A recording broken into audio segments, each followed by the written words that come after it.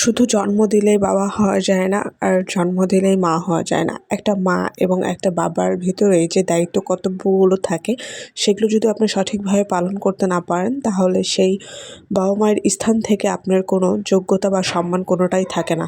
Hello viewers, আসসালামু আলাইকুম। চলে আসলাম আলাদা ছোটো একটি ভিডিও নিয়ে। কেমন আছেন সবাই? আশা করি সবাই ভালো আছেন, সুস্থ আছেন। এই তো প্রতিদিনের মতো একটি ডেইলি ভ্লগ শেয়ার করছি আপনাদের সাথে, আশা করি ভালো লাগবে। সকালে উঠে বিছানাটা গুছিয়ে ফেললে মনে হয় সারাদিনের একটা কাজ কমে গেল। আর এই কাজটা হচ্ছে সবচেয়ে বড়। যাই হোক, বিছানায় তো গুছিয়ে ফেলেছে, আর ছেলে এদিকে চিপস খাচ্ছিল, সাথে জানালাটা একটু খুলে দিচ্ছিলাম। শীতের দিনে এত পরিমাণে মশা, কয়েল দিয়েও মশা দূর হয় না। কোথায় কোথায় এরকম মশা অবশ্যই কমেন্ট করবেন। আর এই তো এবার শীতে বেশি গাছ কিনা হয়নি, দেখাচ্ছে হুটহাট বাসায় চলে যায়, না হলে যত্ন নিতে পারি না। ছেলে নিয়ে খুব প্যারায় থাকি, গাছগুলো মরে যায় পানির অভাবে। তাই এই দুইটা মানি প্ল্যান্ট গাছগুলো ছিল, আর আমার কাছে খুবই ভালো, জ্বালানাগুলো খুললে খুবই ভালো লাগে দেখতে।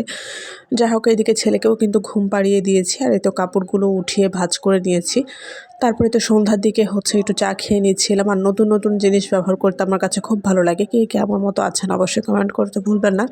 তো এই কাপটা অনেক দিন হলোই নিয়েছি, কিন্তু ব্যবহার করা হয় না। ছেলের জন্য আসলে কোনো কিছু এক্সট্রা বাইরে রাখতে পারি না, ও খুবই দুষ্টামি করে। আমার ঘর যে ছোট বাসাটা, যার কারণে দেখা যাচ্ছে জিনিসপাতি আমি রেখে শান্তি পাই না। তো যাই হোক, এখানে একটু মগটা বের করে ভাবলাম একটু নতুনত্ব নিই। আর মনটাও খুব খারাপ ছিল, যখন মন খারাপ থাকে তখন নতুন কিছু করতে ভালো লাগে। যাই হোক, পরে আর কোনো ভিডিও নেওয়া হয়নি। রাত্রে মা ছেলে ঘুমিয়ে পড়ি। আর এই তো সকালে উঠে নাস্তা করে নিলাম চা আর রুটি দিয়ে। তারপরে তো ঘরের কাজগুলো সেরে নেব। এদিকে চেয়ারের কাভারগুলো প্রচুর পরিমাণে ময়লা হয়েছে। আমার কাছে মনে হয় চেয়ারের কাভার ছাড়াই মনে হয় চেয়ারগুলো ভালো লাগে, শুধু রানার দিয়ে রাখলে দেখতে। যদিও এই কাঁচের টেবিলগুলো কিন্তু এমনিই দেখতে সুন্দর। মালয়েশিয়ান যে ফার্নিচারগুলো আমার কাছে খুবই ভালো লাগে, ব্ল্যাক কালারগুলো। যাই হোক, এই তো আমার ডাইনিংটা কত সুন্দর লাগতেছে, কিন্তু আমার ছেলের জন্য সেটা সম্ভব হয়ে ওঠে না। তো এখানে একটা নতুন সদস্য অ্যাড করেছি। ময়লা কাপড়গুলো রাখা খুব সমস্যা হয়ে যায়, বারান্দায় রাখলে দেখা যাচ্ছে ধুলাবালিতে আরও বেশি নোংরা হয়। তো ভাবলাম একটা ঝুড়ি নিয়ে ফেলি, যে কথা সেই কাজ। মা ছেলে তো সকালবেলা গিয়ে একটা ঝুড়ি নিয়ে চলে আসছি। বাসাটা ছোটো হওয়ার কারণে অনেক ফার্নিচার নিতে ইচ্ছা করলেও নিতে পারি না। যাই হোক, আমি আর আমার ছেলে মিলে তো কাপড়গুলো ভিজিয়ে নিচ্ছিলাম। আমি যেই কাজ করি না কেন, সে আমাকে কিন্তু খুব হেল্প করে।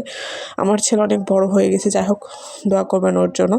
ওই যে বললাম, জন্ম দিলে মা হওয়া যায় না, আর জন্ম দিলে বাবা হওয়া যায় না। আসলে আমি ছেলেটাকে নিয়ে যে কী প্রেশারের মধ্যে আছি, চেষ্টা করবো কোনো একদিন আপনাদের সাথে গল্প শেয়ার করার, ইনশাল্লাহ। সবাই দোয়া করবেন আমার বাচ্চাটার জন্য, যেন সে সুস্থ থাকে। যাই হোক, এখানে দুপুরে রান্না করে নিয়েছিলাম বাটা মাছ দিয়ে আলু ঘাটি। আর এভাবে বাটা মাছ দিয়ে আলু ঘাটি করলে, বা যে কোনো মাছ দিয়ে আলু ঘাটি করলে খেতে বেশ ভালো লাগে। তবে লাবি বাব্বু এটা মোটেও পছন্দ করে না, শুধু ডিম দিয়ে খেতে পছন্দ করে। তো মাছগুলো কড়া করে ভেজে নিয়েছি। 2টা মিরকা মাছ ছিল, সেটাও ভেজে নিয়েছি ছেলেকে খাওয়াবো বলে। এদিকে তরকারিটা রান্না হয়ে গিয়েছে। এরই মাঝে লাবি বাবু বাসায় আসার সময় একটা বার্গার নিয়ে আসছিলো, সেটাই গরম করে খেয়ে নিচ্ছিলাম সস দিয়ে। তো আজকের এই ভিডিওটা এই পর্যন্ত। কে কোথায় থেকে দেখলেন অবশ্যই যদি ভালো লাগে প্লিজ লাইক শেয়ার কমেন্ট করতে ভুলবেন না। সবাই ভালো থাকবেন, দেখা হবে, কথা হবে নতুন কোনো ভিডিওতে। আল্লাহ হাফেজ।